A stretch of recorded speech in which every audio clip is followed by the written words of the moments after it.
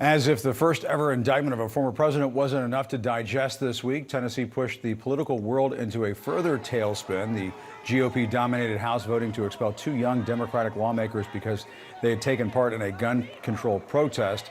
It didn't escape notice that Representatives Justin Jones and Justin Pearson are black, while their white colleague Gloria Johnson also protested, but she survived being kicked out by one vote. And joining us now to talk about this is Republican strategist, CNN political analyst Alice Stewart, and CNN political commentator Bakari Sellers, a former South Carolina state legislator.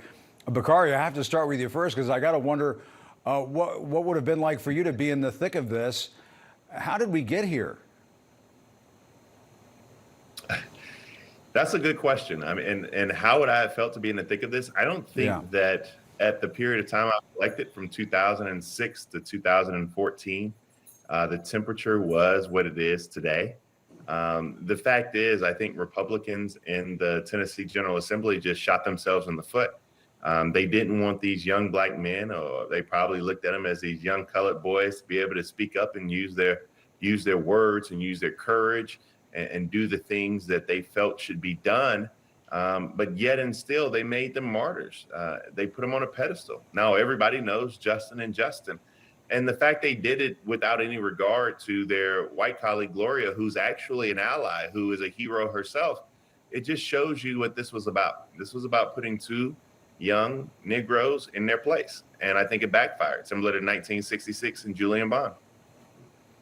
And Alice, that state legislator that Bakari just mentioned, Gloria Johnson, she said, yes, because of the color of my skin, that she was spared and the other two lawmakers were not when it comes to expulsion.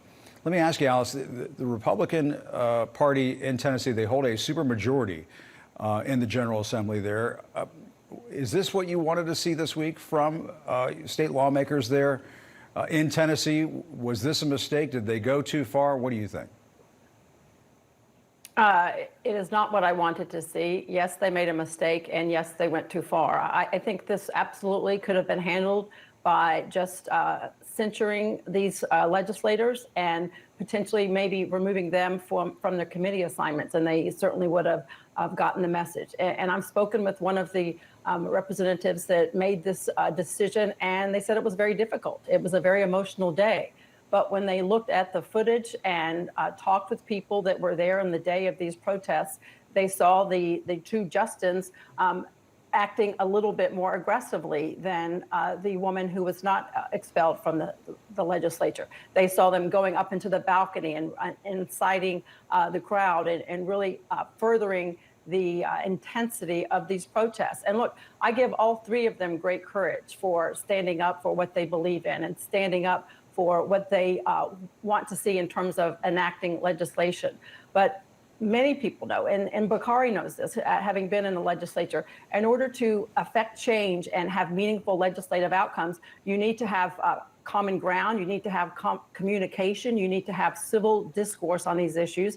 And in order to change legislation, you have to change hearts and minds and make meaningful legislation. And I truly believe if these three had tried to have meaningful conversations with all of the legislature about meaningful ways to reform gun violence, that could have been helpful and certainly would have made progress. Unfortunately, this is still the first of what I see many, many more conversations from the three of these people.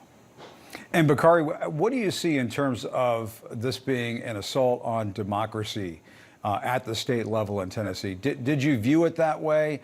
I know a lot of folks in the Democratic Party, they see sort of a rollback of, I guess, democratic procedures taking place in state houses across the country. Is that what you saw? Did you see some of that at play in Tennessee as well? I did, Jim, and you know, people always want to say, I mean, as soon as we get off this segment, people are going to say, Bakari, why are you playing the race card on social media? It's going to go crazy. Well, you have to understand the dynamics of where we are in the South. You have to understand the dynamics of these young black men attempting to speak their truth to power. You have to understand the dynamics of what's at play in Nashville, where you have these kind of democratic epicenters of economic empowerment in Memphis, where these men represent. And so when you put all of these things together and you see the fact that the first thing they wanted to do was shut them up, the first thing they wanted to do was tell them that, boy, you can't speak no more. Then you realize where we truly are. I mean, you think about Josh Hawley. I mean, people want to talk about decorum. You think about Josh Hawley raising his fist of power as he walks by, insurrectionist. And Josh Hawley today is still a United States Senator from the great state of Missouri. Like, people never thought about removing him from office. But we had young people gunned down in a school. Let's put all of this into context. We had young people, babies, gunned down in a school. And these young people, these young black boys, men, decided they were going to speak their truth to power about not having any more young babies gunned down, and yet they eject them from their seats. And so there's something else at play here. And I think what's at play is race. I think power dynamics are at play. And I think the erosion of democracy, as you said, Jim, is at play. And until we truly deal with these things, Donald Trump showed us that you can use racism as political currency. You can attempt to chip away and erode democracy, and then you can talk to people however you want to talk to them and still be politically successful in this country. That's the danger, and that's why we understand democracy is fragile. And Alice, Bakari brings up a good point. Sure, go ahead. Go ahead. No, if I could just say, having worked in the State House right across the border from Tennessee in Little Rock, in the governor's office, and seeing how legislative proceedings are carried out, there are rules, there's procedural decorum that is necessary in order to make meaningful change to represent people all across the state. And those that I've spoken with say when you violate those norms, there needs to be consequences, and we need to have order in order to make change in these states. And again, I can't say I commend these three for standing up for what they want to do, but the best way to have meaningful change and get back to the real topic at hand is these 6 innocent lives that were killed in this school shooting. How do we prevent this from happening? Let's hear from the Tennessee Three. Let's talk about red flag laws. Let's talk about hardening targets. Let's talk about school resource officers. Let's talk about mental health. All of these ideas from legislators across the state of Tennessee and the country are important to have meaningful gun violence change. But Alice, I mean, didn't Marjorie Taylor Greene violate some decorum during the State of the Union speech for President Biden when she was shouting liar at him? I mean, she's done this a couple of State of the Unions in a row. And, you know, she wasn't kicked out. Look, Marjorie Taylor Greene is on her own island, and she has been kicked off committee assignments in the past. And look, I think there's a slightly different scenario when she inappropriately and disrespectfully screams out at the President of the United States. I think that is absolutely and completely wrong. But this is a different situation, in my view, when you have legislators that have disrupted the legislative process for nearly an hour and were given the opportunity to say, all right, let's have conversations, and we won't do that in the future. When that didn't happen, that's why these legislators in Tennessee made the decision they had. All right. Any last word from you, Bakari?